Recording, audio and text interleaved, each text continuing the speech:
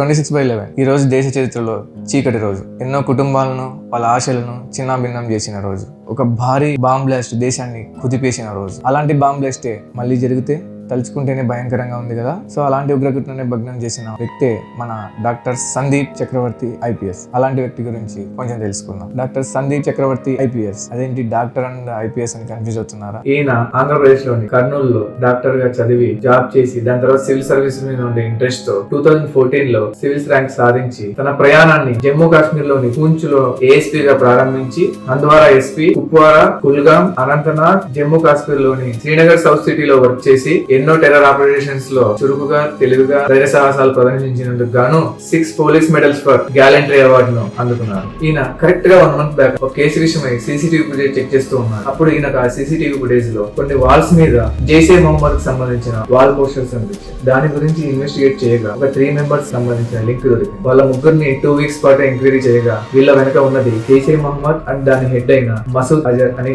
తెలిసింది. ఈ జైసే మహమ్మద్ అండ్ మసూద్ అజర్ ఎవరు అనుకుంటున్నారా? మనకు ఇంత ముందు టెర్రర్ ట్రాక్స్ లో లింక్స్ ఉన్న తాజా ఢిల్లీ బాంబ్ బ్లాస్ట్ లింక్ తో సహా 2001 parliament attack, 2008 Mumbai attacks, 2016 Pathankot air base attacks, 2019 Pulwama attacks. దీని వెనక హస్తం ఈ మసూద్ అజర్. అతనికి సంబంధించిన సంస్థనే ఈ జైసే మహమ్మద్. ఇక్కడే అసలు కథ మొదలవుతుంది. మసూద్ అజర్ తన చెల్లెలైన సైదా అజారే దీని వెనక ఉన్న ప్రధాన సూత్రధారు. మసూద్ అజర్ యొక్క స్పీచెస్ ను, వీడియోస్ ను చూస్తూ ప్రేరణ పొంది జమ్మూ కాశ్మీర్ లోని ఇమామ్ ఇర్ఫాన్ అహ్మద్ అనే వ్యక్తి మెడికల్ కాలేజ్ స్టూడెంట్స్ కు బ్రెయిన్ వాష్ చేయడం స్టార్ట్ చేశారు. అక్కడ ఇతనికి దొరికిన ఒక స్లీపర్ సెల్ పేరే షహీనా. ఈమె మన ఢిల్లీ బాంబ్ బ్లాస్ట్ వెనుక ఉన్న ప్రధాన సూత్రధారి అని తెలుస్తుంది. ఈవిడ జైషే మహమ్మద్ కు సపోర్ట్ గా ఇండియాలో జమాత్ ఉల్ మోమినా అనే ఉమెన్స్ వింగ్ ను ఎస్టాబ్లిష్ చేయడానికి మసూద్ అజర్ సోదరి అయిన సైదా అజర్ నుండి ప్రేరణ పొంది అక్కడ నుండి బ్రెయిన్ వాష్ అయ్యి ఈవిడ కూడా విద్యార్థులను బ్రెయిన్ వాష్ చేయడానికి ఎంచుకున్న మొదటి ప్లేసే ఈ హర్యానాలోని ఫరీదాబాద్ లోని అల్ ఫలాహ్ యూనివర్సిటీ. ఈవిడతో పాటు ఈవిడ బ్యాచ్ లో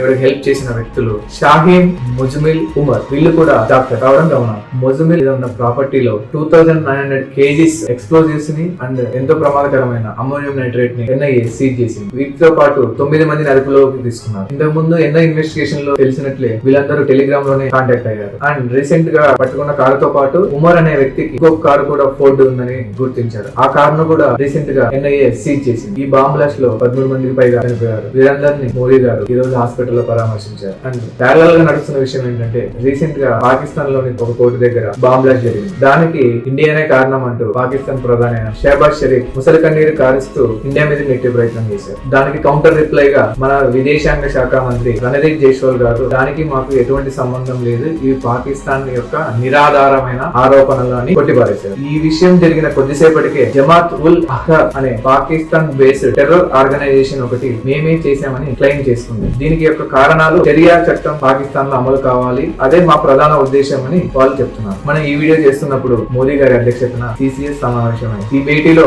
రాజ్నాథ్ సింగ్, అమిత్ షా, జయశంకర్, అజిత్ డోవల్ గారు పాల్గొన్నారు. దేశంలో మేజర్ సెక్యూరిటీ ఇష్యూస్ వచ్చినప్పుడు మాత్రమే సిసిఎస్ భేటీ అవుతుంది. ఈ సిసిఎస్ భేటీ నడుస్తుంది. ప్యారలల్ గా ఎన్ఐఏ కూడా ఇన్వెస్టిగేట్ చేస్తుంది. తర్వాత ఏం జరుగుతుందో నెక్స్ట్ వీడియోలో తెలుసుకుందాం. Thank you.